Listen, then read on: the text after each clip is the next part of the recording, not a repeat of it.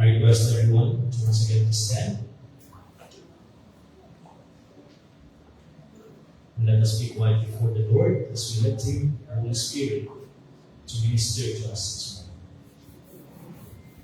I would like to read from the book of Psalms, chapter 1. Word says, "Blessed is the man who walks not in the counsel of the wicked, nor stands in the way of sinners, nor sits in the seat of the scoffers, but his delight is in the law of the Lord.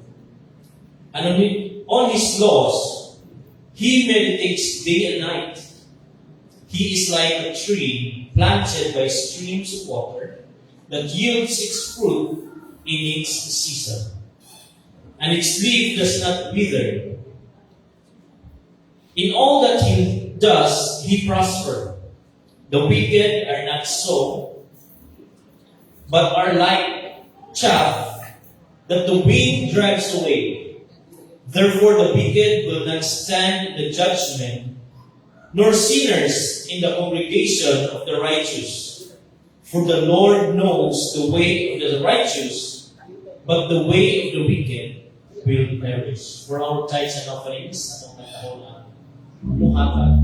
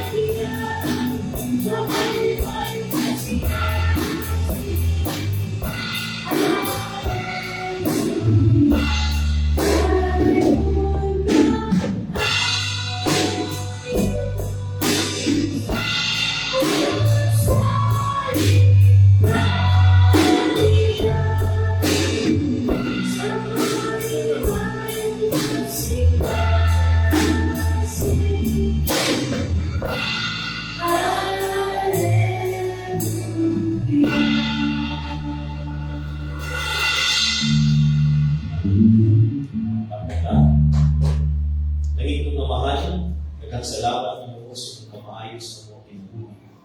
Nagkapasalamat kami Ginoo sa pagtagpo sa mga pinaglalan, sa mga tag-adlaw, pinabinagin mo sa kinabuhi, Ginoo trust o isalig ng ikanaman.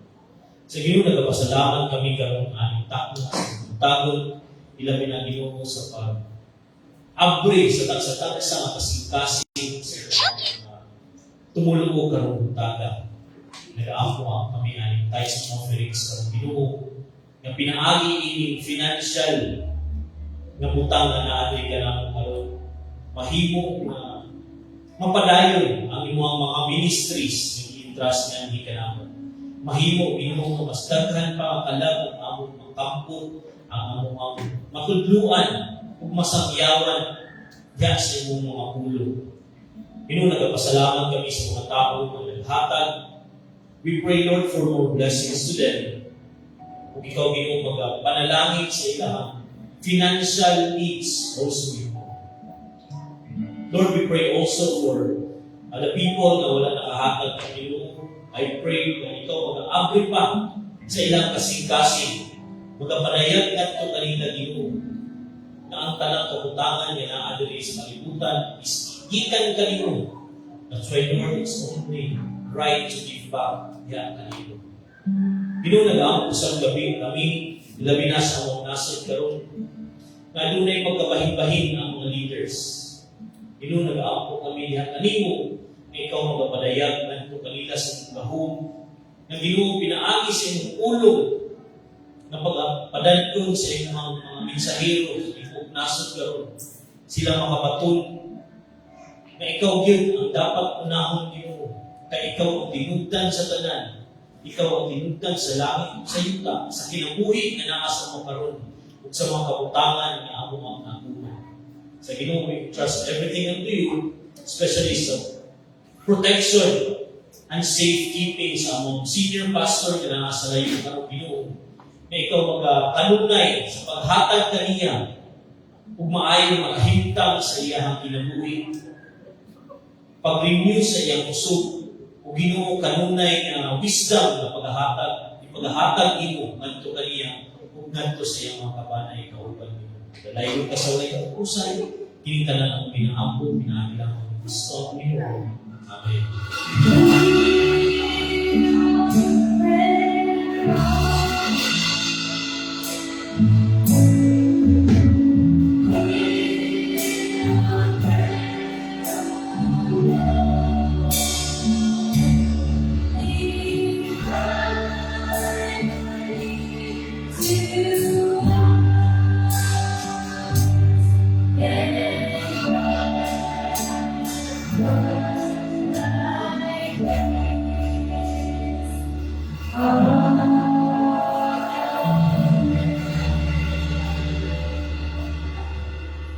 Amen. So I know our hearts are prepared na sa pagpaminaw karon sa pulong sa Ginoo. Amen. Amen. Yan ang lugar ng panahon at hatag sa ato mga magwawali. Walilain kundi si Brother Iboy Habana. Pero ang si Brother.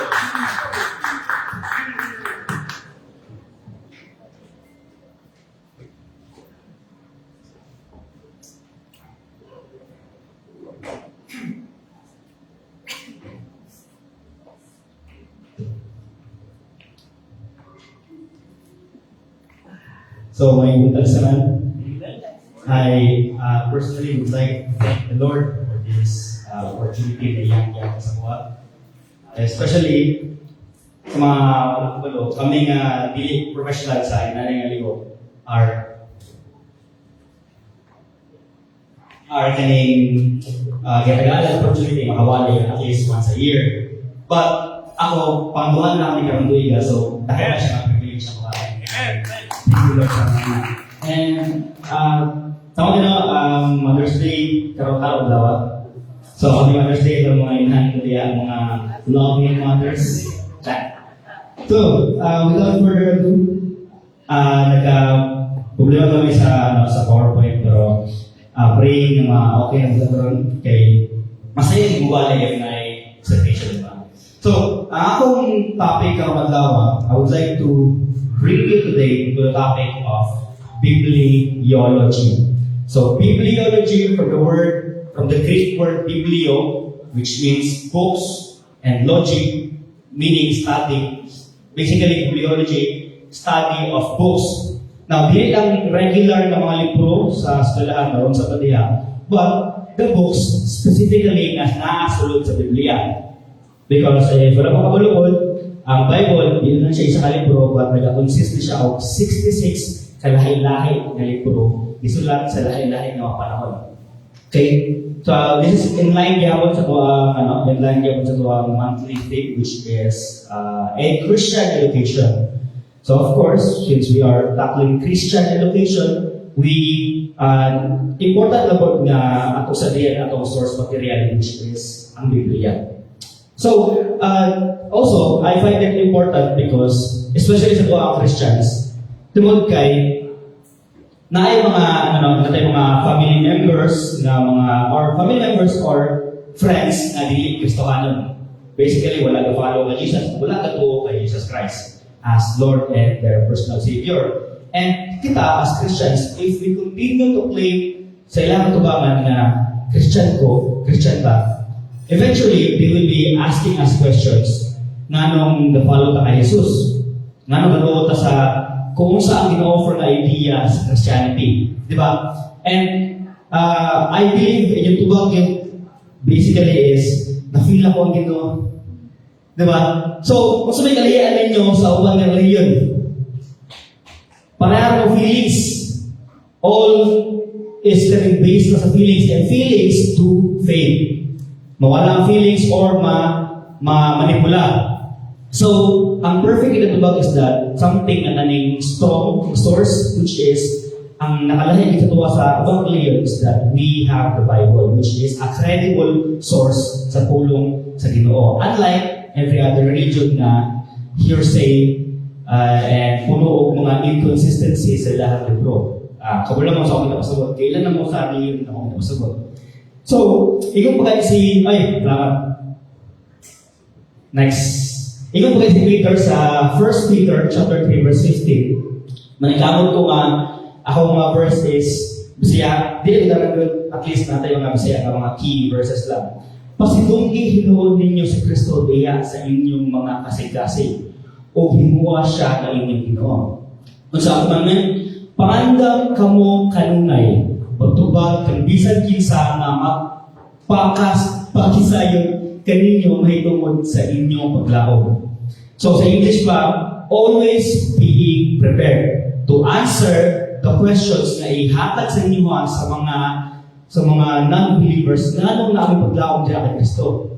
It is a commandment for us na pamilita andam. Because if pangatanag tayo, di na prepared or di na makatubag, so questionable ang atong di ba? Atong pagtuo. Especially if the back of kaning mga detalye, force lang feelings, na feel na kung Ginoo, etc. But kung sa inyo ni Peter, makiklalis ba? Makikibate ba? Apan buhata kini sa kaluong o pagtahod in gentleness and respect. So, hindi ang main verse, ang lang kaning at least important siya lang or reason lang anong importante na preparado ka in every circumstances as a Christian. So, bibliology, again, study of the books within the Bible. Mag-study ka karon, di siya kaning typical na sermon, isa lang na verse, and there's a verse lang ito yung topic. But this is basically a doctrine. Tibuong klase kita siya lang. Isa pares na ako. So we will be talking about the origin, the content, the translation, yung sa pagpasa-pasa ang Biblia, and the nature of the Bible itself. So when we say Bible, we are not referring sa isa lang na libro. It is a library of 66 kalahi-lahi ng mga libro. Rated by, or isulat sa 40 kalahi-lahi ng tao, authors, rated in a span of 1,500 years. Meaning, ang Biblia, wala siya isulat sa sunod lang sa isa week, isa katuwing, but 1,500 years of kadugayon. Written in 3 different continents, nagapapatuod nga wala isulat sa isa kakwarto ang Biblia, lahi-lahi nga lugar, Asia, Europe, and Africa. Written in 3 different languages. Sa Old Testament, nasulat ang Old Testament originally sa Hebrew. Hebrew and the main part sa Old Testament is kaning Aramaic. And ang whole New Testament was written in Greek. So, despite it having having different authors, 66 kalahi-lahi na libro, isulat sa taas na panahon, ang Biblia nag-o-offer o isa ka unified na mensahe, which is God's redemptive work through Jesus Christ for humanity. Diba? Ang mensahe sa Biblia is all about Kristo and una sa Old Testament, Old Testament all talks about the coming of the Savior na ipapuntay manluluwas. Ang Gospel books, nagastorya o the Savior is here. Nanang manluluwas. Epistles o ang Acts, nagastorya about kung sa ang important siya sa libuhat ni Jesus. And ang Revelation, nagastorya na si Dada, ang Revelation, nagastorya nga ang manluluwas bumalik. Okay? So, the main reason na nung unified ang mensahe sa Biblia is that doon tayo 40 katao sa sulat ani nasa na isa ka source. Isa lang yung source, which is ang Ginoo. Nasa 2 Timothy chapter 3 verse 16, which is maingo ato nga, I would say, muna itong very main verse. First part na yun sa verse 16. It says, ang tibuok nga kasulatan, bituga sa Diyos. Kung wala ko sa bituga, wala ko kabalo. Sa English, meaning na breath out, gihinga sa Ginoo, i-exhale sa Ginoo ang mga pulong. So, ang origin sa itong Bible is not just the mind of the human beings na nagkaroon but rather God Himself. It is most of the time referred to as the inspired words of God. But when we say inspired, it usually means so may inspiration para sa inyo ha. Feeling gihapon, di ba? Kasama lang ako kuya, mag-judge sa Lunes. Inspired siya sa Lunes lang. Just like a goodbye, inspiration. So, ang inspiration usually ma-relate siya sa feeling or a sense of encouragement. Feeling siya yung naligod. Pero, ang inspiration na pinapasabot sa Biblia is nakasulat sa 2 Peter verse 1, chapter 1 verse 21. Ang pagkasa may na ay underline, but men spoke from God as they were carried along by the Holy Spirit. Kasi gusto ko sa ancient times, dati wala may kaning text. Kaning text sa likod ba? Sa panahon sa mga hari, mga empire. So, ang bumagi sa mga hari na magpadala mensahe sa pikas na empire is mensahero. Tao nga po nga magsulti kung sa'y gusto iingon sa hari sa pikas na nasod. Ang kanyang mensahero, though hindi siya hari, pwede siya gustorya as if siya hari, as the carrier of the word na gikan sa hari. Though he is carrying the word, hindi siya pwede mo claim na siya ang hari. The same way, the prophets, the apostles spoke like God as they were carried along by the Holy Spirit. So this is inspiration. They were inspired. The inspiration came from God. Mauni ang means kung giunsa maghatag ang Biblia. Ang Biblia, ang pulong sa katawan. Pero, if mga tantos tao, mga nabawat or bang tao ganyan, asa di ka ang Biblia? Mga tangali is the inspired word of God. Yes, inspired word of God, but kung sa'yo origin niya. Balik sa itong verse, which is 2 Timothy, na nag-talk about, again, next, Pastor. Next. So, nga nag-talk about nga ang tibuok kasulatan, mga tibuok Biblia, gihinga, gilitok sa Ginoo. So, mo na yung origin. Mo na yung gina-argue ni Dr. R.C. Sproul, isa siya ka-theologian. Ang iyang gina-argue na instead of inspiration, tumawag inspiration, di siya nag-point out sa origin sa Biblia. Nag-point lang siya sa kung yun sa paghatag sa Ginoo ang pulong. Pero ang better word is expiration or exhalation. Expiration, hindi siya katong sa tambala or sa pagkaon na ma-expire. Exhalation ang iyang synonym. When we say exhalation, we are referring to the act na gihinga, gilitok sa Ginoo ang pulong. So, ang origin is that ang origin sa Biblia, gikan sa Ginoo, gilitok sa Ginoo. Ang pamahagi ng gihatag sa Ginoo sa tuwa is through inspiration sa mga prophets o apostles. So, muna ito summary sa point number 1. The Bible is not just a singular book. 66 na siya kalahay-lahay na libro written by 40 kalahay-lahay na tao. Still, nag-offer siya o isa ka unified na narrative or isa lang ka mensahe lang yan nabahot all about the Savior, all about the Messiah. And again, inspiration or explanation was the origin and inspiration was the means kung yung sa pagkakit sa tuwa ang pulong.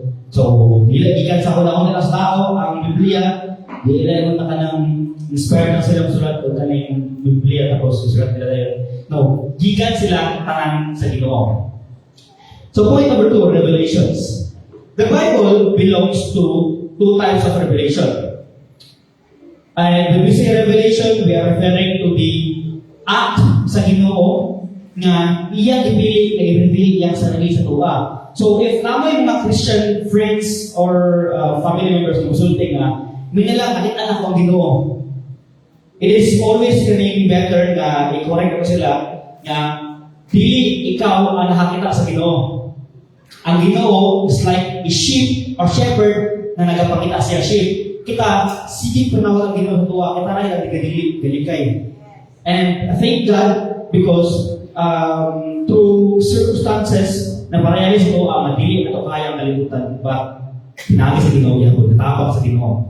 So, ginatawag din sa Ginoo. I would like to clarify na, hindi kita ang nagapakita sa Ginoo, gitawag ta. So, we have two types of revelation. General and special revelation. General, of course, from the word itself, general, galing para sa tanan. Kaya mag general assembly, di ba, dili ka na sa barangay, dili mo na sa mothers lang, sa fathers lang, but sa tanan. Sa tanan yung barangay. So, general revelation is God's continuous communication to all people, everywhere, and throughout time by painting His truth or His identity throughout creation, across creation. So basically, though wala ang kasturya directly ang Ginoo sa tuwa, iyang ginapakita ang sarili, pinagi siya ang mga bumatan. Mao niya ito ang ginatawag na classical argument. Classical arguments are, dahil sila ng mga arguments na nag-push or nag-argue na ang Ginoo, nag-communicate sa tuwa, gawa sa Bible. O at least na tulong ang example rin, we have what we call the cosmological argument. That whatever begins to exist has a cause. So for example, Bisaya lang tawag niya, na explanation is that wala yung nagsugod sa wala. Tanang naisugan ay tanang nagsugod na isugan. Okay? Bisaya ba? So, for example, kaning pang-live nga cellphone karon, tubangan, di ba ninyo, di ba? Nabra dara sukat ginebuntag. Kung nakakita mo, kitawag si Pastor Tom niya, paggamot sa worship, di ba? So, point is, naay na, tao na nila. Wala siya randomly or automatically abot na dala. Ang kanang mga bangko po, ito yung kilikuran. Wala na nagsugod. Last week pa lang, wala pang simbahan ng mga bangko. Naisip na ng mga bangko po. Gi-arrange na namo gahapon. Di mo na, gi-arrange na sa mga tao gahapon. Naisip na. Okay, the same way na ang tao nagsugod sa baby, nagsugod sa mama, ang mama nagsugod sa tao, ang tao nagsugod sa baby food. Ay, process, patterns, repetition. The same way na ang manok, gikan sa itlog, ang itlog. Manok, nagikan sa itlog. Lahi ka sa example pampalayitan lang sa mundo. Check. So, again, whatever begins to exist has a cause. The same way, or ang logic, magamit ito na sa pangkalibutan view. The same way na ang cellphone na isugan, ang itong kalibutan ko na isugan.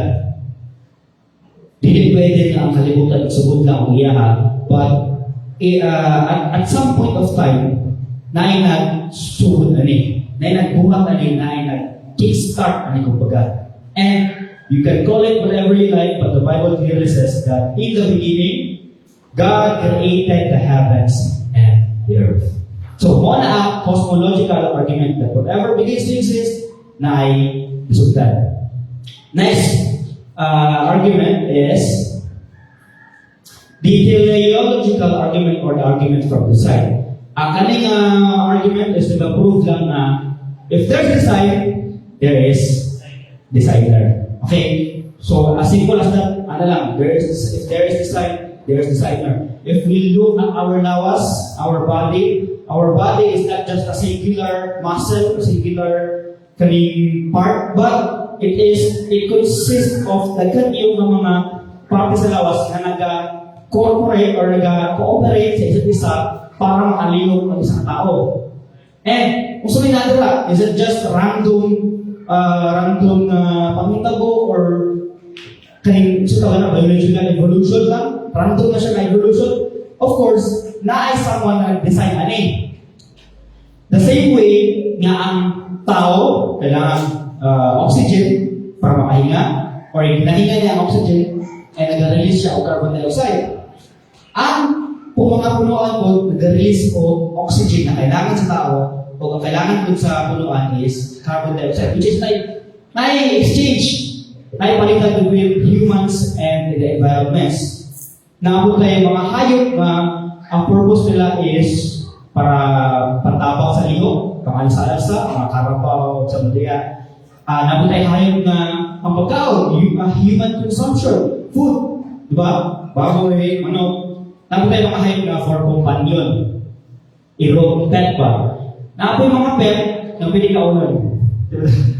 Pero, point is, ang mga buhat or ang naanakita sa kalibutan, ang naan sa nature is murag fit kayo sila mag-support sa tao.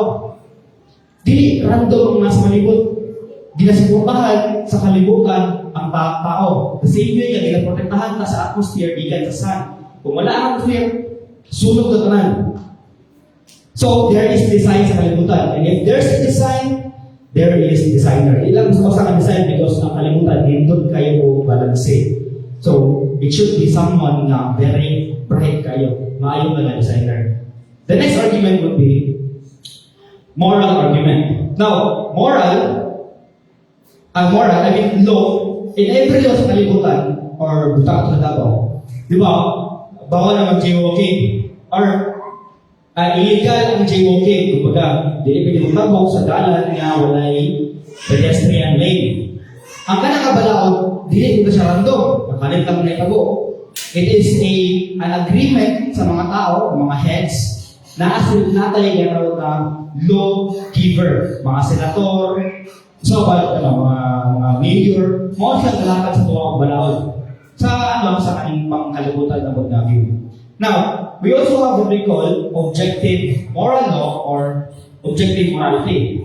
Now, nakoy i-ask sa inyo and pagsulti lang mo, agree mo, di mo agree.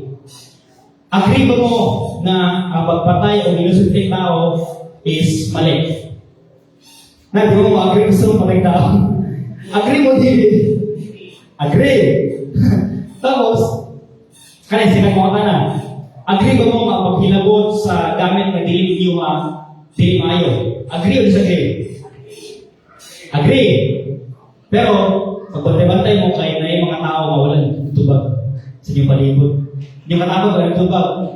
So, disagree sila na legal ang mga wat. So, pabalita. Last one na. Agree ba mo na ang pag-atiman sa mga tigulang is something na dapat buhaton nato? Agree. So, kanina mga balaod, wala din sila gi-mandate sa kalibutan in the first place because ang kanina mga balaod sa atong sunod bala, kabulan ang kabalik. Say for example, mahantag kwarta sa dalan. Obviously, buhat ko ako ng but, mas pag nakuha na ng kwarta, nakiwi, marabalis mo una-una. Tama ang dibuhat. O dapat gigatan na ako, basta bubalik at tagilan. Nya, what if, ang kwarta na nakulit mo, 100 lang, last money, tapos tagilan. Last money, 100 lang, isipan lang, kawakan pa niyo. Di ba? Point is, na-argument sa iyo na before, mas pag nabuhat na yung mga So, mauna ang ginagawa ko na objective moral law. Mga rules, mga balaod na nagigan sa pamuna-una lang, wala nag-guide sa tuwa, wala nag-implement sa tuwa, but most importantly, nakabase ang mga balaod sa gobyerno sa moralidad at gihapon. Okay, so if na law, na lawgiver, and if there's a moral law na nagigan sa tao lang, there should also be a moral lawgiver. Now, you can call it whatever you like, the universe, your feelings, your superstition, but ultimately the Bible says that we were created in the image of God. And if we were created in the image of someone na buutan, then obviously, we will also have that quality. nga we are able to point kung saan tama sa mali. That's why we can point out nga kanang tulong argument di mo sila makapoint nga ay Jesus Christ, Ginoo Jesus Christ. But nag-point sila na naay someone nga mas dako pa siya mo nga. Naay supernatural beings taas nga matakabulo pinakabuo, matakabulo sa kanako, sa kalamhan. But it proves na since nabuhat ka na yung kalibutan, He is powerful. Since na-design na yung kalibutan sa the way it is karon, He is maayo nga designer, He is wise. And since He is able to give us the knowledge of good and evil, then basically, He is good as well. Again, these laws, these arguments, nag-approve lang na Ginoo, but it does not prove na this God loves you so much so that He gave His only begotten Son, ikapulis mo sa imong sala as a payment for our sin. Liin mo alam ko abot. Pareho po start. So, move forward. Wala ang keywords again. I-design na ako na yun. Next sa pastor. So, for us to know, minsan nga Ginoo, we have what we call special revelation. Now, special revelation is God communicating directly through human prophets and apostles. Apostles. When we say communicate directly, na-explain siya with words. Hindi lang para sa general revelation ng for signs lang. Ang kaning special revelation is there are words good. There are people in the Bible na encounter ang Ginoo through dreams, through visions, and most important places, isulat man sa prophets o the apostles ang scriptures. Then basically, the scriptures is God's revelation book. God's special revelation. Now, of course, di mangguro kita sa kalibutan ng ang claim na ang tuong libro is divine. Namatay, kumbaga pagpipin siya. Na ibang mga religion na nagsulti na ilang libro is tinuod. Sa Islamic na religion, we have what we call Quran, something na. Sa Mormonism, we have what we call the golden place of Joshua Smith, naguro. But how are we able to discern sa kalahian sa Biblia, sa Quran, o katong sa Mormonism na libro? The same way na ginalahi sa investigador ang kriminal sa inosente through investigation, through evidence. So, I will lay out some evidence sa inyo ang Biblia is the ultimate word of God, the final and ultimate word of God. We have what we call explicit divine claim. Ang Biblia ay mga passage sa Biblia na nasulti, thus says the Lord, meaning ginakot nila ang Ginoo, meaning kung sa ilang isulat, gikan sa Ginoo, nag-claim sila ang ilang isulat is gikan sa Ginoo. And we have itong verse ko niya, sila Timothy, diba? The scriptures are God-breathed. Nag-claim na ang isulat, ang kasulatan ng scripture o Biblia is gikan sa Ginoo. We have, muna kaya tawag ito na explicit divine claims. But, same sa akong religion, ako ba ng religion? Ako ba ng mga libro? Kasulti sila na ilang libro is kaning divine code, divine nature. So, ilang ba rin evidence? Siyempre, dili. Di siya enough, pero gamay, makadungog siya. Next, we have what we call, there are over 300 fulfilled prophecies. Now, kanang 300 is, ano na all about Jesus Christ na There are also 2,500 mga prophecies na fulfill sa Biblia. When we say prophecies, we are talking about mga prediction sa unang panahon, hundreds of years before nabuhay si Jesus Christ. Say for example, hundreds of years before si Jesus Christ yakot sa kalibutan, there's a prophecy or a prediction panagna na si Jesus ipanganak sa Bethlehem. And hundreds of years later, nahitabo si Jesus ipanganak sa Bethlehem. Di lang isa lang kabukat, isa lang ang example. Panamag isa sa example tayo, pala po Sir Ton. Isa pa, which is the betrayal of 13 pieces of silver. makita nga ito ang passage sa Zechariah. So, Zechariah na sa Old Testament, meaning hundreds of years niya po isulat bago niya po si Kristo. Ang prophecy is that nagasulti nga, in amount of 30 pieces of silver ang murag halaga sa isa katao. Kanina tao, gina-refer na rin si Jesus Christ. Pag-abot sa Matthew, which is again hundreds of years isulat, after sa Zechariah, nahitabo, si Jesus Christ gitraidor for the amount only of 30 pieces of silver. So, wala na yung libro sa kalibutan kaya na. We also have what we call the resurrection of Christ. Sa libro ni King David, or sa Psalms, nasulat na or na-predict na si Kristo dili siya mapunto sa, or the Son of Man will not decay. Dili siya malagta sa pagkamatay, dili siya malagta, o dili siya mapunto sa Sheol. Sheol or kaning sa kulay pa, purgatorio, lugar sa mga patay. So again, na-predict sa Psalms paradaan na ang si Kristo dili siya mapunto sa pagkamatay, but ma-resurrect siya balik. And in Acts, or dili sa Acts, sa Acts mo may kabot mention ng nila balik ng Psalms.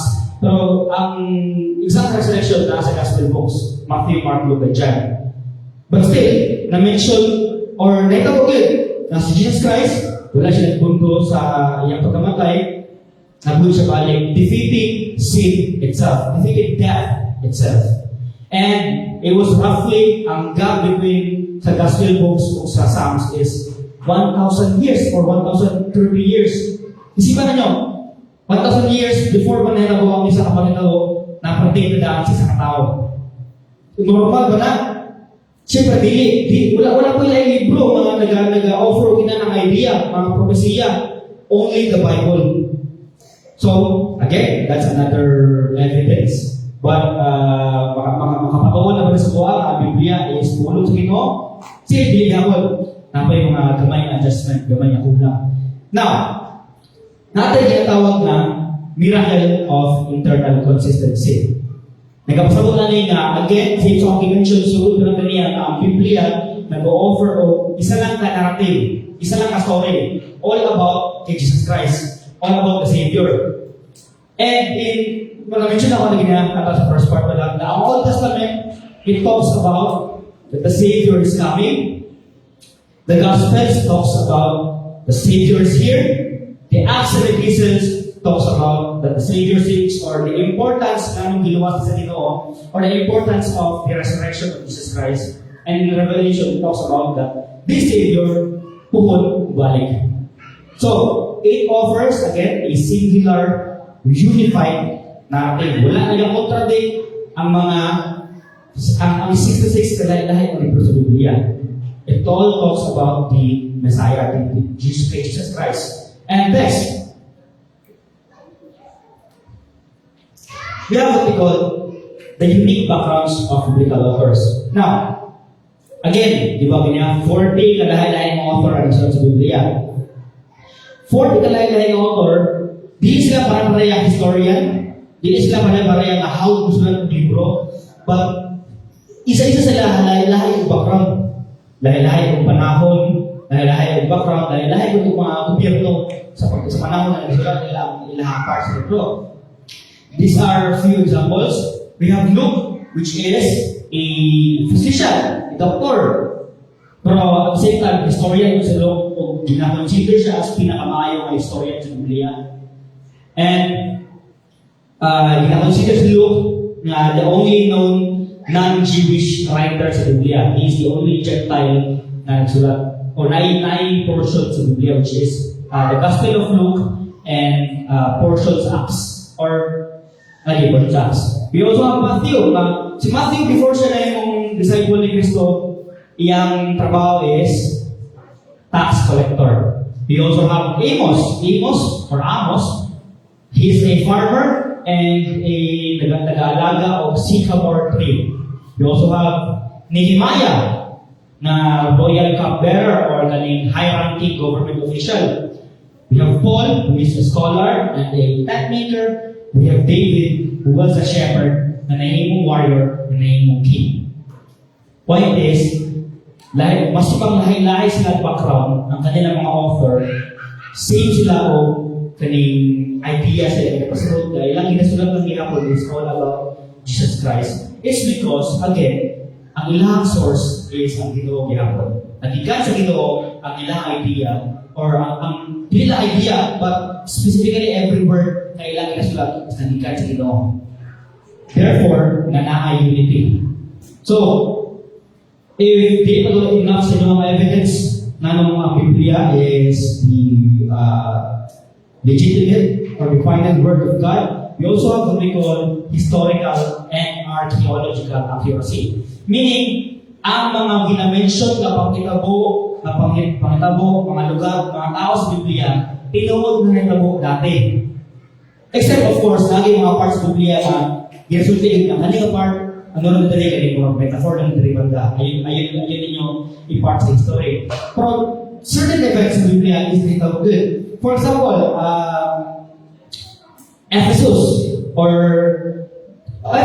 Ephesians, kumbaga, ang mga tao sa Ephesus o ang Ephesus, karon is modern day Turkey.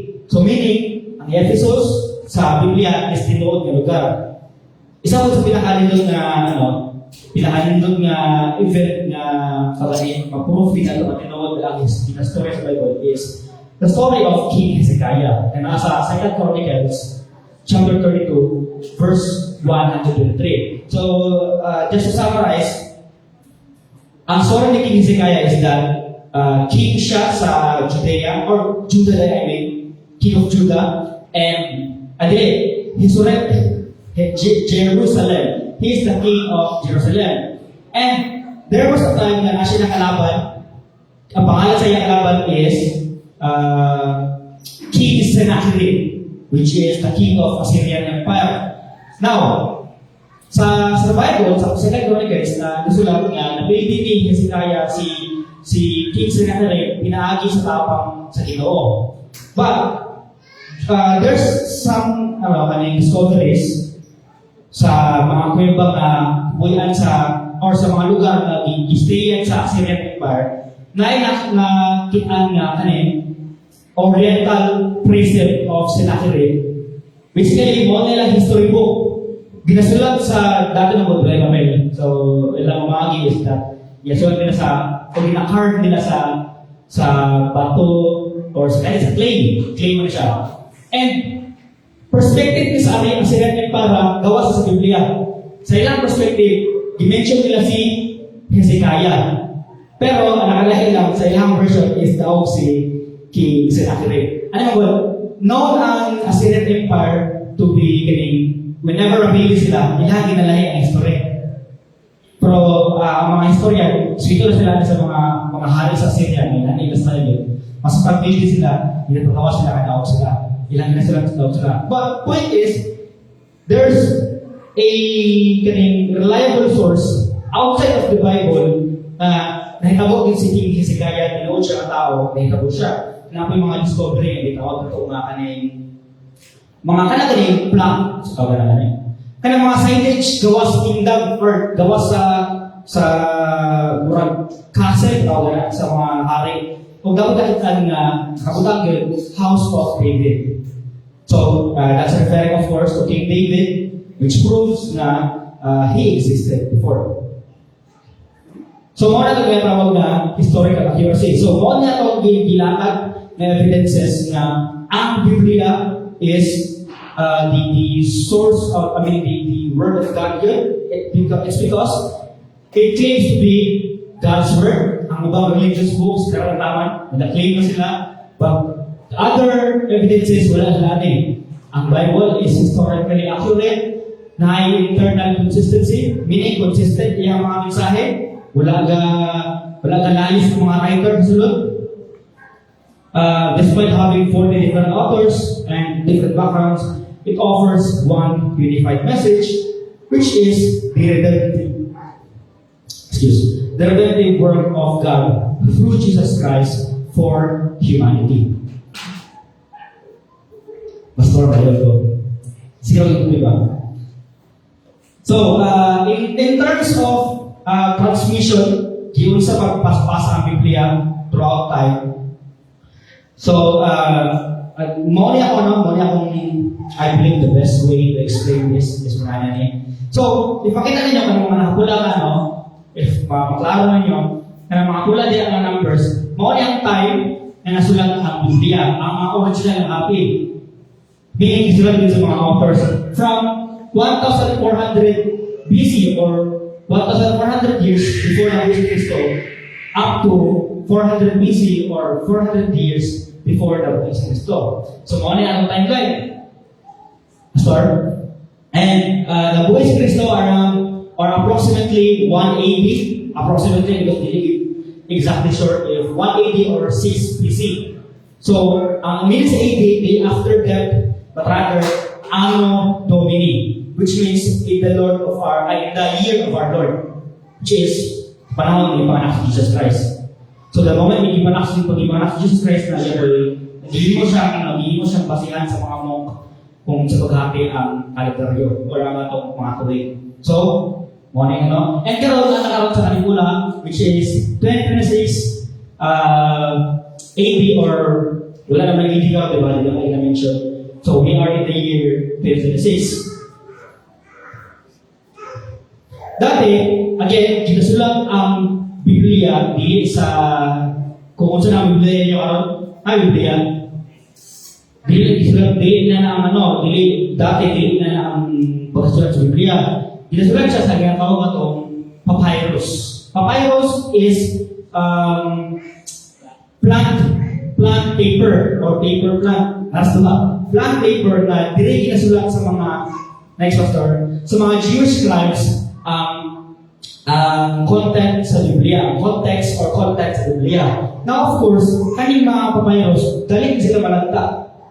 Dali sila madugmog, dali sila madaot. So, para maiwasan nga mga daot mo lang malagta ang mensahe sa Ginoo, ilang ginakapi sa mga Jewish scribes. The way they copy it is kani ginaw word per word ginaihan nila. Patama ilang pagkapi.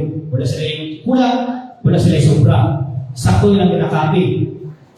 Now, in the year 1500 or 1500 AD, or kung parang di lang mawala sa panahon ganito, ato na lang i-minus. And just remember nga, nasa 2026, and kaya siyempre, past na siya before niya 1,500 years or 80. So, there are a number of translators na gusto nila i-translate ang Biblia. Pero, hindi sila gusto i-translate kung saan pinakabago nga copy. Gusto nila i-translate sa English ang Biblia or sa lahat-lahat na lingwahe sa pinakalas na available na copy. So, ang pinakalas na copy, diba, alam ko niya, hindi na pasapasa ang Biblia through papyrus, sulat, copy. Natod sa, ang pinakalas na living copy is around 900 AD or 900 years after sa pagpanganak ni Jesus. And na yung mga skeptics or modern day, ang kaning NIV or New International Version, King James Version, and English Standard Version of lahat pa mga versions sa Bible, nakabase ka sa kaning copy sa 900 AD. So, na yung mga skeptics na nagasulti nga, sa sige copy sa Bible, nakurap na rin. Na-tendency na since wala may printer dati, by hand ba na mag-copy, na-tendency na mali copy, ganit. Pero sa Bible ito, abo naman yung kaning message relay na dula. Maglinya ang mga bata, iumong sa pinakaw na ay kaning Christ saves, something na Jesus Christ saves. Sige pasapasa sa mga bata. At kung abot sa tumoy, lahat ng mensahe. Saves na lang. Isa mga saves. Diba? So, ina na idea sa mga skeptics or mga kaning muli sa Biblia or nagadaw sa Biblia na ang na-tendency na corrupt, one another na corrupt, meaning na lahat ang mensahe sa Biblia. But, there's some discovery around 1947 year 1947 about the Dead Sea Scrolls. Now, this will be a more story time. Around 1947, na mga bata sa kaning mga kuweba, ubusan ng kuweba, na mga bata or kanis mga bata nagabalik ng ship, mga karnero. Nagdudula sila, naglabay-labay sila bato, and one time, nakasila yung nalabayan sa kuweba.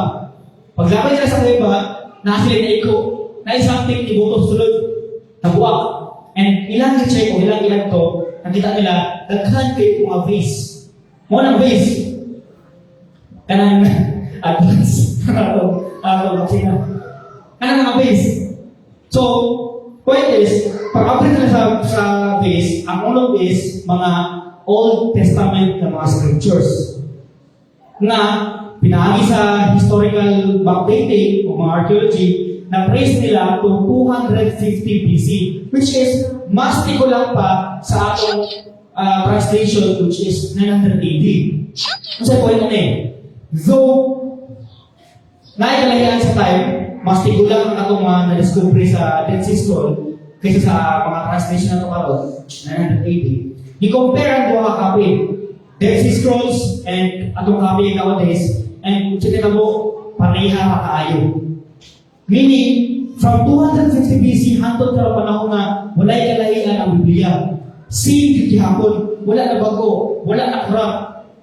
So, for those skeptics na nagasulti, ang Biblia is possibly gilahin na throughout time, kaya ang patunay, inanay makidula ang Ginoo.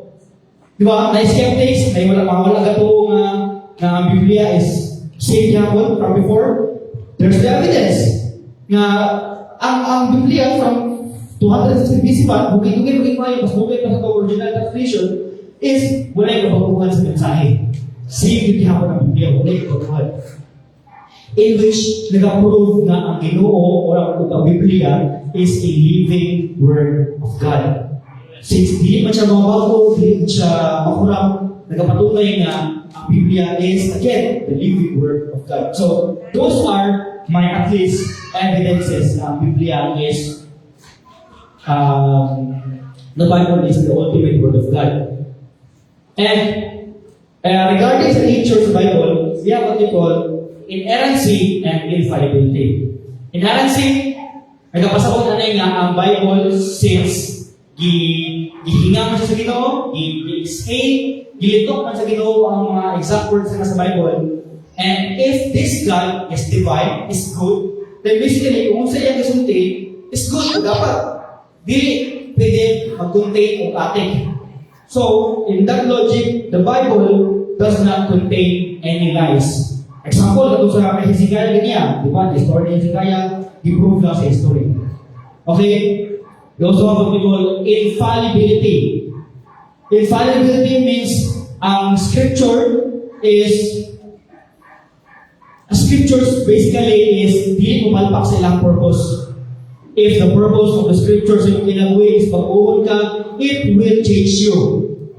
If the scripture's purpose sa iyong life is to lead you to the truth, to give you the knowledge of the gospel, the good news na ang Ginoo, pinahagi ni Kristo, ginatag niya yung buto mga anak para kita mabayaran ang atong sala, mabayaran Tagalog quick gist sa gospel. That the gospel refers to the gift of God sa tao. Meaning, kung saan nagkabalay, there's some separation in the beginning. Ang tao, at first, connected sa Ginoo, but nakasala ang tao. Then, there's separation. Now, this separation means death. Yung pagkani Paul sa Romans 6:23 that for the wages of sin is death. Diba? Ang kabayaran sa sala is kamatayon. Kamatayon na napasabot na mahilayo ta sa Ginoo. O kung maghilayo sa Ginoo, nag-result na ang tao ma-impierno. So, this is not something na planado sa Ginoo. This is not something na kaning gusto sa Ginoo para tuwa. So, iyak ipadala, actually, dili siya so because dili siya as a form of kaning type buwalo, kalibutan na Ginoo, ay problem, solusyon. Di siya na, wala pa kalibutan na solusyon. Wala pa ni sunod ang problema na ang solusyon. Wala pa kalibutan na si Jesus Christ, kawapan ni Jesus, ay kawapan ni sa Ginoo. So, point is, pinahagi ni Jesus Christ through sa iyang kinabuhi, living sa kalibutan as a 100% human and 100% God, living di kaning maayo ang kinabuhi, following the law, fulfilling the prophecies, pinaagi na nahimo siya perfect nga sacrificial lamb sa tuwa. Or, sabihin na kita dati, kung makasalat ka or nakasalat naman ka, ang bayad ito sila is kamatayon. Di ba? Now, instead of kita ang mamatay, kung sa tuwa ni Jesus, iyang gisalo ang bayad. Iyang gisalo ang kanyang penalty. Kung tungkol niya na, dili na tayo eternal life. Dili na tayo basta-basta madali sa sala. O pinaagi na tayo bridge pabalik sa Ginoo. I am the way, the truth, and the life. No one cometh to the Father except through me. Isulti ni Jesus. So, pinaagi by repenting, by believing Jesus Christ and His work, we have now a way na mahibalik sa himaya sa Ginoo. Mga ang gospel. Oh, again, the Bible contains the gospel, and since the scriptures is dealing kapalpak, it will change you the moment na maminaw ka. The moment na mag-uo ka, masabot ka, magtuon ka, the Bible will teach you. So, what we've learned so far? We've learned that the Bible is God breath, naggikan sa Ginoo. We've learned that through evidences, napatunayan itong tinood ng Biblia through historical accuracy, fulfilled prophecies, internal consistency, and of course, the drastic changes of audience's life. Kani, daghan sa tuwa diri, or basically, hindi ang tuwa sumbahan, sa tubuok nasod ko, sa tubuok kalimutan, nga, before sila nakaila sa Kiti Kristo, before sila ibasa sa Biblia, ilang kinabuhi, balikan dun, sala, inom, buhat sala, masunod sa sala, ano inom na contribution. Pero, again, ilang life is full of kaning mga dili maayong buhat.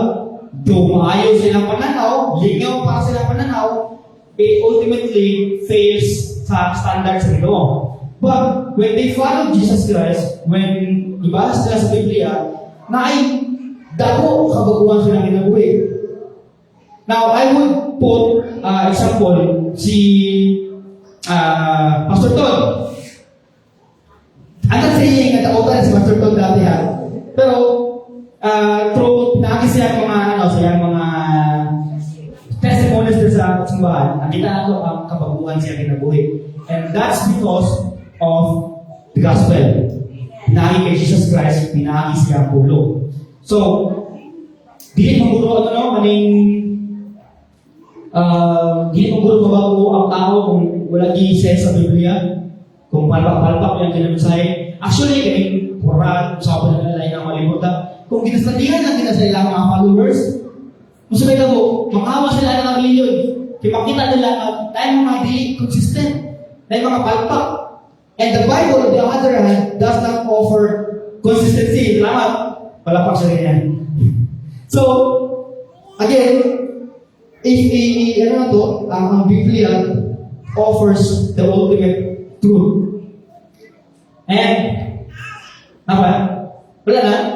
So, mawala tayo ako I can personally pray and hope na ako'y na-learn. The challenge is, or the encouragement is, pinahagian ng mga pag-uwan sa Biblia. I pray na masaligyan sa madagdagan ako pagsalig sa Biblia, sa pulong sa Ginoo. Kung pinahagian ay ma-encourage ka ang magbasa yun. Because, paano sa first example, if we claim sa tuwang non-Christians or non-believers na friends or family na we are Christian, syempre, non-believers na namin wala sila nabasa sa Biblia. Or most importantly, wala sila kabahas sa Gospel. Matthew, Mark, Luke, and John. And if we claim sila tubakan na we are Christians and we prove it by works, the same way ni James na husgahin niyo ako ito pinakit sa kanigo. If we prove sila tubakan sa tuwang liyong na ginareflect na itong kamaayo sa Ginoo, we might as well be the fifth or we might as well become the fifth gospel para sa kinabuhi. Because again, kanina mga tao, wala na sila gabasa sa Biblia. Wala na sila gabasa sa apat na gospel, Matthew, Mark, Luke, and John. But we can be certain na kanina mga tao, ginabasa mo. Ginabasa ka as Christians. And if mabasa din sa tuwa, we are reflecting God, we are reflecting the goodness of Christ, the goodness of God sa kinabuhi, it might as well encourage them na follow kung saan ginagawa o mabasa sa Biblia. So as an encouragement, continue to learn, grow with that spiritually sa dito by reading the scriptures because the scriptures is powerful and nagkat sa Ginoo. So for those na God bless. Sa mga natulog, good night. So, Marco, maayong kamusta lang, salamat, and Marco ako mali.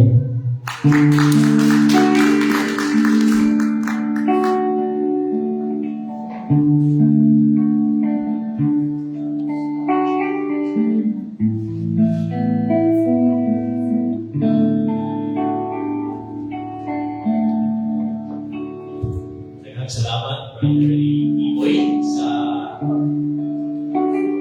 message na grabe ka, full of information. Even informative kayo, even I na nag-study, I have a lot of learnings sa kaibigan. So, it's very important to study and to listen.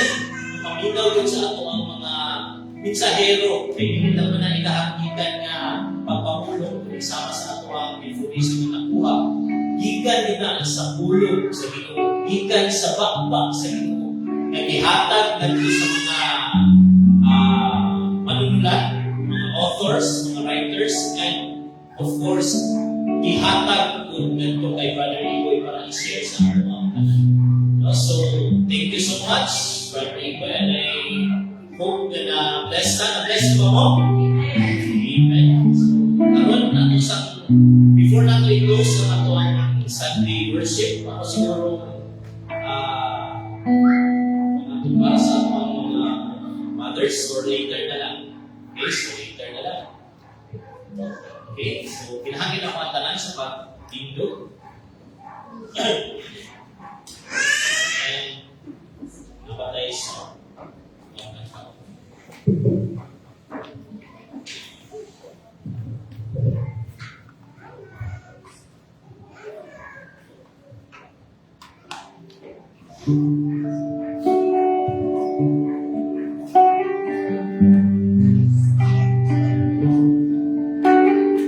sing the song of the Holy Lord. Have thine own way, Lord. Have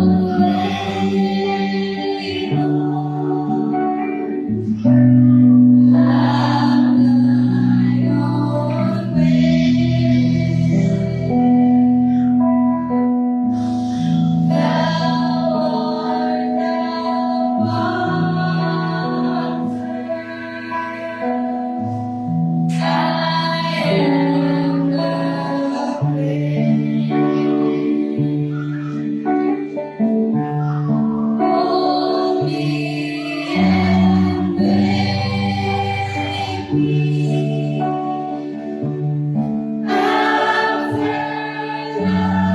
way.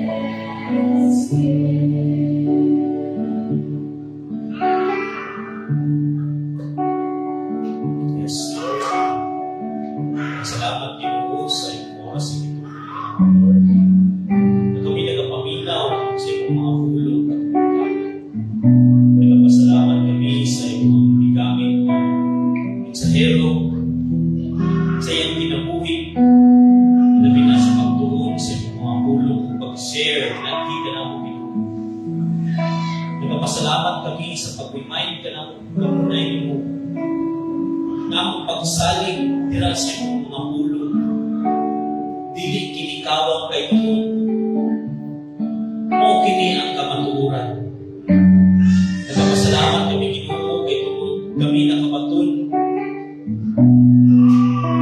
sa kaluwasan na imong idala, kaluwasan na imong ipabot nga hindi ka na po Ginoo. That's why, Lord, we are so grateful unto you for our life, kung ang sa usapan na kinabuhi na among nabatunan ka. Lord, we thank you for the people na iyong gigamit